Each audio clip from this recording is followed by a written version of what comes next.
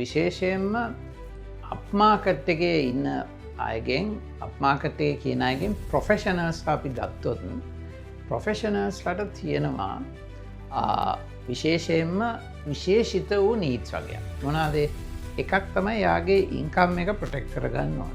ඊළඟට යාගේ හෙල්ත් එක ප්‍රොටෙක්ට් කරගන්න ඕන. හැබැයි ඒගොල්ලෝ අපිට දෙන්නේ බොහෝම පොඩි වෙලාවක් කතා කරන්න. ඊළඟට ඒගොල්ලන්ගෙන් අපොයින්ට්මන්ට් එකක් ගන්න එකත් චැලෙන්ජිං. එතකොට අපි අපොයින්ට්මන්ට් එකක් ගත්තත් එයායි කියලා අහන්න පුළුවන්. අපි හොඳ රීසන් එකක් දෙන්න ඕන අපොයින්ට්මන්ට් එක ගන්න.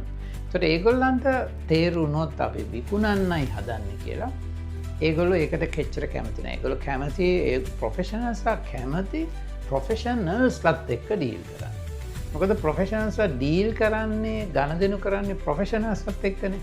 දැන් කවුන්ටන්ට් කෙනෙක් ගණදෙනු කරන්නේ බොහෝ වෙලාවට ලෝයර් කෙනෙක් එක්ක. එහෙම නැත්නම් ප්‍රොෆෙෂනල් ඩොක්ටර්ස්ලා කන්සල්ටන්ට්ස්ලත් එක්ක, ටැක්ස් කන්සල්ටන්ට්ස්ලත් එක්ක. ඒතර ප්‍රොෆෙෂනල්ස් වැඩ කරන්නේ ප්‍රොෆෙෂනල්ස් වුණාම අපි ඒගොල්ලොත් එක්ක වැඩ කරනකොට අපිට ඉස්සල්ලාම තියෙන චැලෙන්ජ් එක තමයි අපි ප්‍රොෆෙෂනල් කෙනෙක් විදියට එයා ඉස්සරහා ඇසිරෙන්න ඕන, එයත් එක්ක වැඩ කරන්න ඕන. ඉතින් මම හදලා තියෙන සෙලිං ඉන් ද අප්මාකට් කියන කෝස් එකේ මේ පැත්ත ගොඩාක් අපි ඩීටේල් කතා කරන. ඒ නිසා මම ඔයාලට ආරාධනා කරනවා මේ ප්‍රෝග්‍රෑම් එකට ජොයින් වෙන්න. මේක සෙෂන්ස් 4ක් කරනවා. මම රෝල් ප්ලේස් කරනවා. මම සමහර වෙලාවට මම කස්ටමර් වෙනවා, ඔයා සේල්ස් පර්සන් වෙනවා.